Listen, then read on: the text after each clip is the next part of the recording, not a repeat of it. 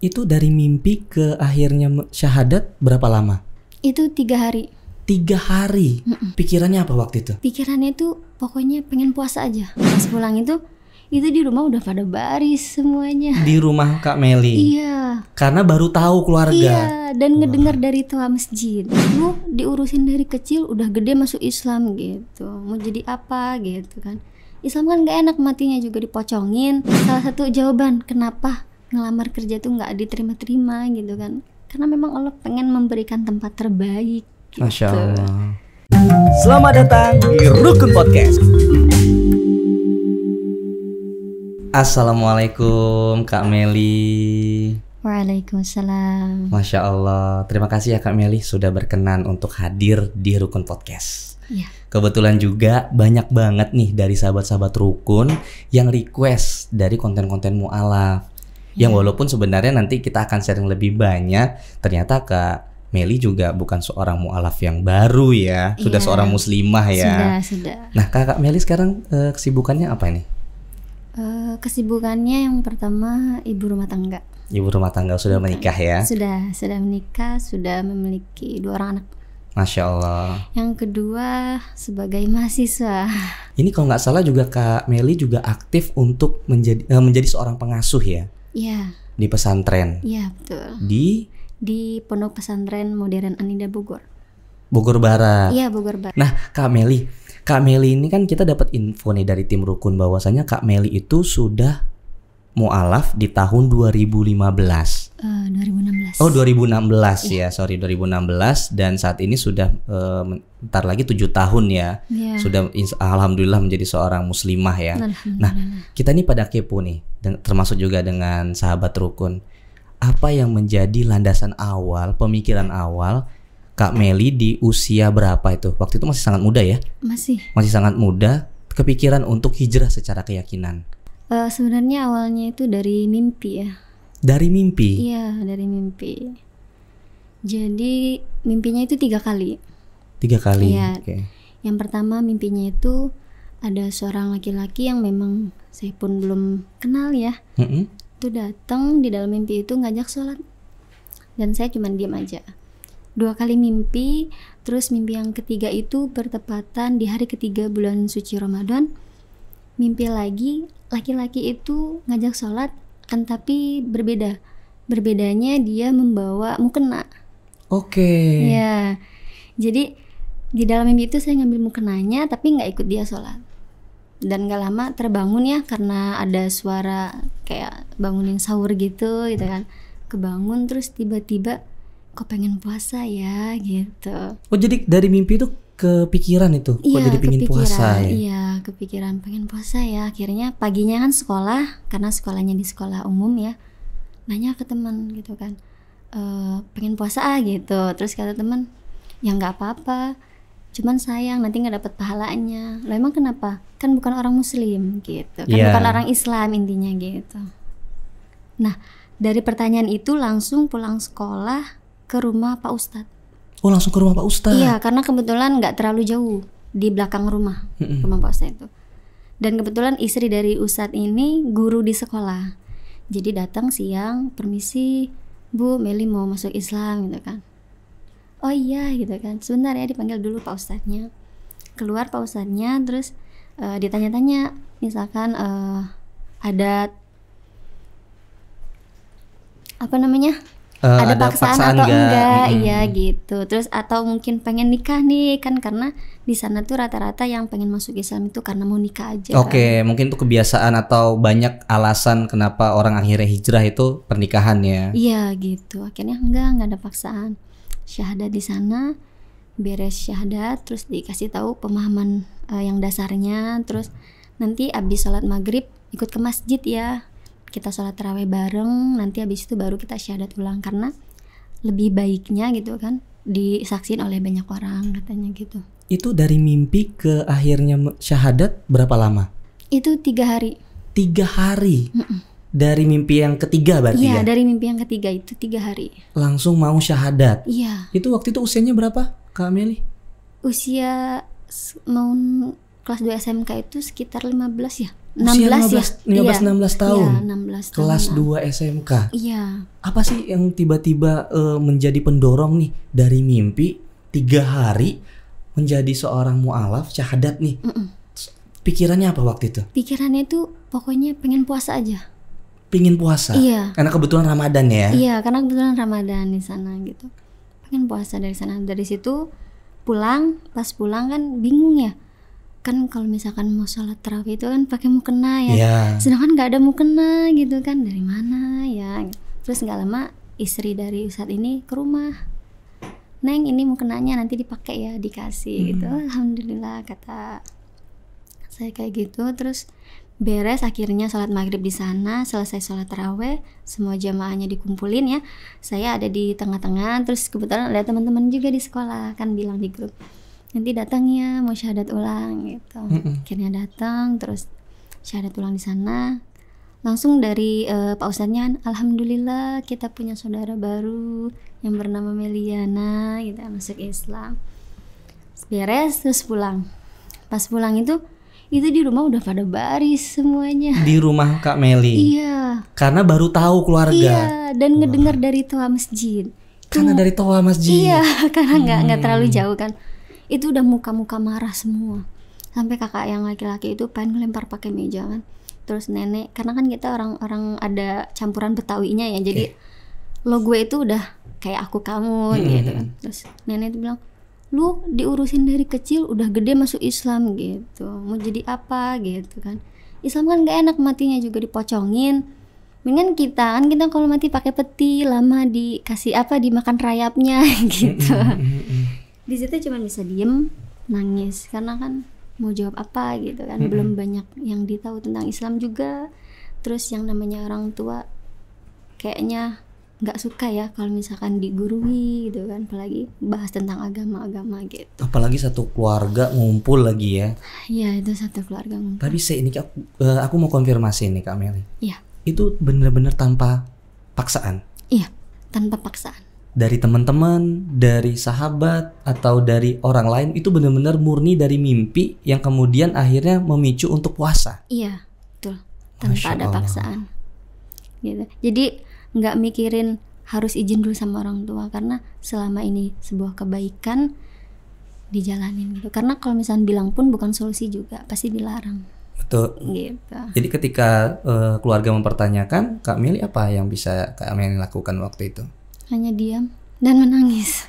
Karena tahu ya, bahwasanya kepada orang tua juga di Islam justru mengajarkan untuk santun, menyampaikan dengan baik ya. Betul. Dan di saat itu ya mungkin tidak tepat untuk menyampaikan berdebat ya. Iya, betul. Masya Allah. Dan akhirnya sampai saat itu apa yang Kak Meli lakukan? Setelah itu melakukan belajar di sekolah yang sama, melanjutkan sekolah biasa. Iya, melanjutkan sekolah, terus tapi ketika jam-jam sholat itu di rumah tetangga, jadi ke rumah tetangga dulu. Oke. Gitu, ikut sholat. Gitu. Karena menghormati yang di rumah ya. Ya, yang pertama itu, yang kedua nenek itu setiap kali ketemu selalu marah, dan kalimatnya itu lagi yang diucapin. Gitu, jadi ya udahlah menghindari adanya keributan atau apapun gitu kan. Akhirnya ke rumah tetangga. Masya Allah, artinya tetap mengedepankan kerukunan ya. Di rumah. Kemudian pilihan juga Kak Meli kan bukan merupakan pilihan yang agar biar berdebat ya. Betul. Masya Allah. Betul. Itu langsung ada yang membimbing Kak Meli? Atau belajar sendiri secara otodidak? Ada yang membimbing, teman baru kenal juga setelah masuk Islam. Di sana ada Tezaro namanya. Selama bulan suci Ramadan itu ngajarin habis subuh baca Iqra 2 lembar kayak gitu, sampai 2 minggu masuk Islam itu sudah bisa baca Al-Quran. 2 minggu? Iya. Sudah mengerti makharijal huruf gitu? Iya, sudah ngerti akan, tapi panjang pendeknya yang belum tahu. Oke. Dan hukum tajwidnya. Iya, bertahap lah ya. Iya, mungkin juga sahabat rukun juga dengan usia dewasa juga masih banyak kita yang masih belajar ya. Iya benar. Artinya di situ belajarnya secara sembunyi-sembunyi ya di awal ya? Iya, sembunyi-sembunyi. Masya Allah, itu sampai lulus? Sampai lulus sekolah? Iya, sampai lulus sekolah. Itu masih sembunyi-sembunyi? Iya, masih sembunyi-sembunyi. Masya Allah, di usia itu loh ya, cukup kuat ibaratnya keteguhannya, kemudian keyakinannya. Tapi sempat kepikiran nggak ketika memilih hijrah secara keyakinan, salah nggak ya saya memutuskan ini? Enggak. Sama sekali nggak kepikiran. Iya, sama sekali nggak kepikiran. Apa yang membuat Kak Meli takjub untuk memilih Islam? Takjubnya karena sebenarnya pertanyaan ya, sebuah pertanyaan. Di sekolah itu kan kita sekolah umum, ada guru agama itu ketika belajar selalu membahas non-muslim ya. Oke. Maksudnya kayak misalkan daging babi itu haram gitu kan. Itu selalu dibahas dan selalu bertanya juga dalam hati, kok giliran pelajaran Islam gitu selalu bahasnya non-muslim, tapi ketika saya gereja itu kita nggak sama sekali membahas agama Islam gitu, jadi fokus pada Alkitab. Tapi kok ini kok beda gitu kan. Terus kenapa daging babi itu kok diharamkan gitu, kenapa Allah ciptakan gitu kan, bertanya-tanya. Sempat nanya ke guru juga gitu, cuman jawaban guru ya itu untuk menguji umat muslim gitu. Artinya sudah kepo-kepo ya? Iya, sudah kepo. Terus di agama sebelumnya juga Kak Meli aktif? Aktif Nah, ya? Pada saat mualaf itu lagi aktif-aktifnya ke gereja. Oh, justru lagi aktif-aktifnya. Iya, karena kan kita 2 kali ya. Malam minggu itu gereja remaja, hari minggunya gereja gabungan, dilanjut dengan sekolah minggu. Masya Allah. Gitu. Artinya memang ini konfirmasi lagi ya buat sahabat Rukun, artinya Kak Meli sendiri tanpa paksaan, tanpa intervensi, dan kebetulan juga dari mimpi 3 kali itu ya. Itu siapa sih Kak Meli yang dimimpi laki-laki itu?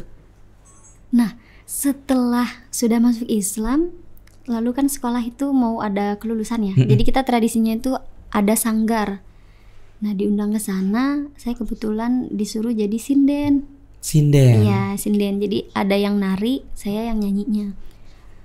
Saya ketemu laki-laki itu di sanggar itu. Yang benar-benar di mimpi itu? Iya. Dan nggak tahu juga namanya siapa. Nggak kenal gitu. Akhirnya. Tapi beliau Muslim.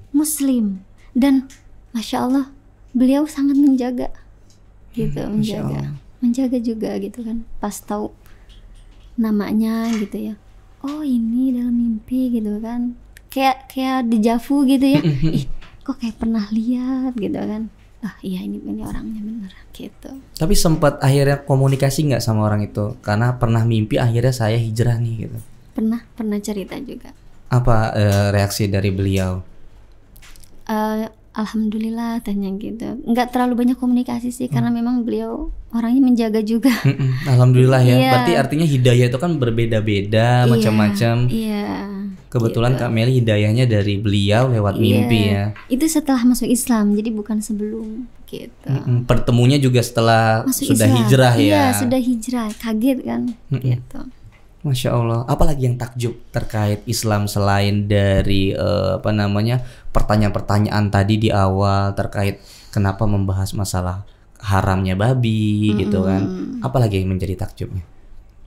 Sebenarnya bukan takjub, lebih ke aneh ya. Maksudnya setiap kali ada perayaan apa itu selalu di depan gang tuh kasarnya meminta-minta dana gitu kan. Nah justru ketika masuk Islam malah bagaimana melihat fenomena seperti itu?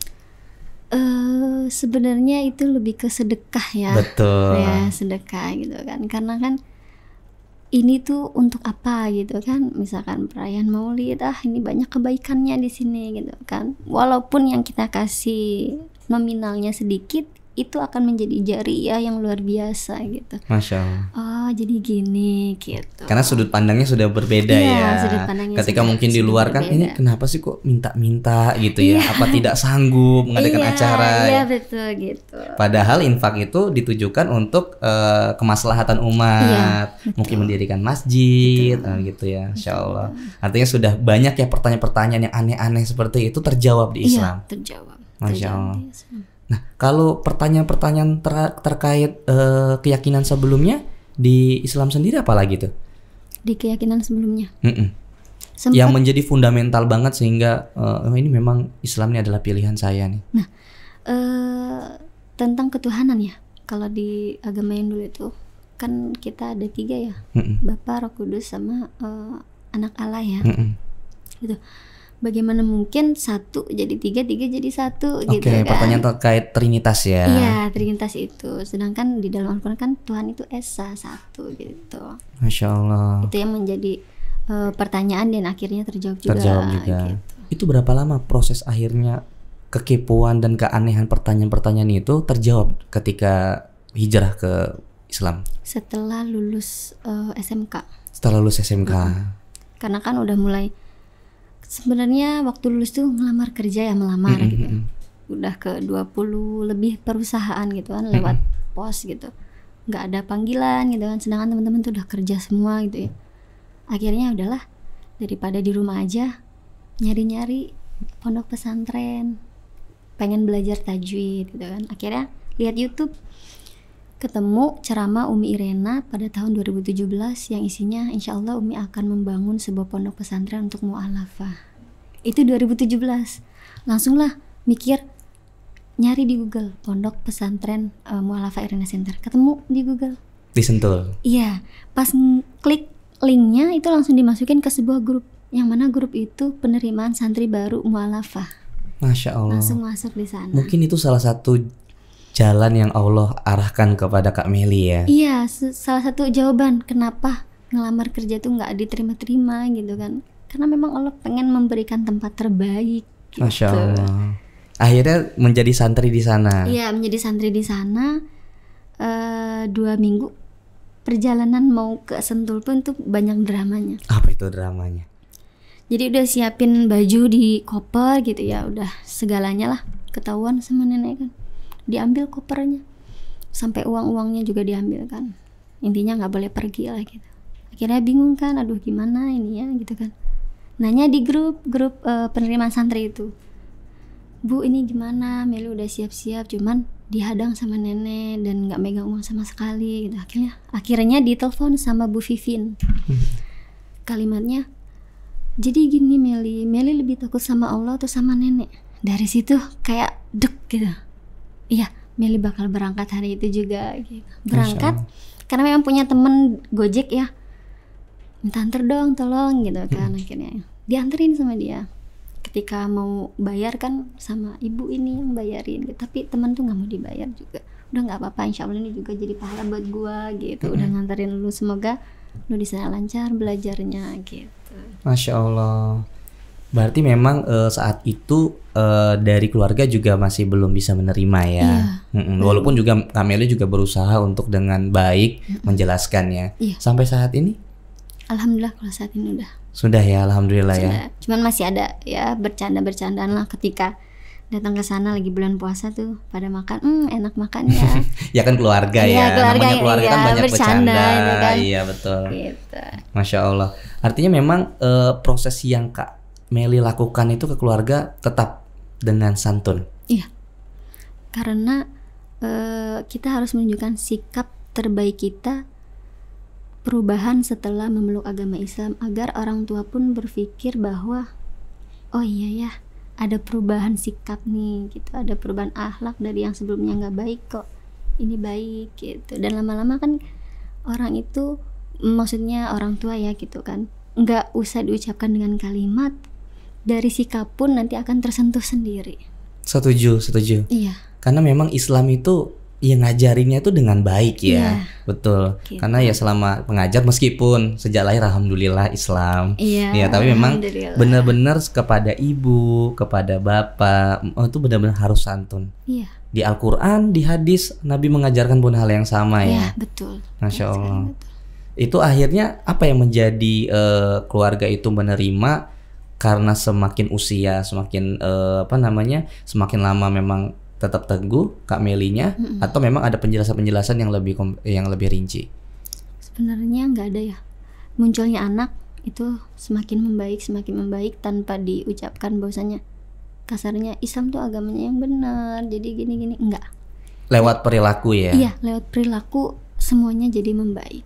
Masya Allah. Oh iya, sudah punya anak ya Kak Meli ya. Sudah. Waktu itu menikah nggak jauh berbeda setelah nyantri dari Umi. Nah, jadi 2 minggu baru belajar di sana itu ada Idul Adha ya waktu itu ya. Nah, suami itu diundang untuk menjadi imam di sana, imam sholat. Masya Allah. di sana. Mungkin karena banyak kesamaan menurut Umi, akhirnya ta'aruf. Iya, dijodohin gitu. Ketemu suami pun awalnya kayak, karena kan memang penampilannya biasa ya gitu. Terus sama kakak kelas itu, sama kakak yang di pondok, oh itu Ustadz Aan gitu. Hah, Ustadz kok penampilannya gitu? Mungkin gitu. karena masih muda banget ya. Iya, masih muda gitu kan. Jadi dari sana itu selang 3 bulan ya kan belajarnya di sana. 3 bulan lulus, akhirnya suami ini mau ke rumah. Oke, akhirnya ta'arufnya itu berjalan ya, berlanjut ya. Berlanjut gitu. Ke rumah ketemu mama, ketemunya pun di luar, nggak di rumah karena khawatir nenek ya. Iya. Jadinya di luar ngomong. Mama tuh bertanya, kan biasanya kalau tunangan itu lamaran ada seserahan cincin. Iya. Tapi berarti sifatnya sudah diterima ta'arufnya. Iya, kalau sudah sampai tahap itu ya. Iya, sudah diterima. Gitu.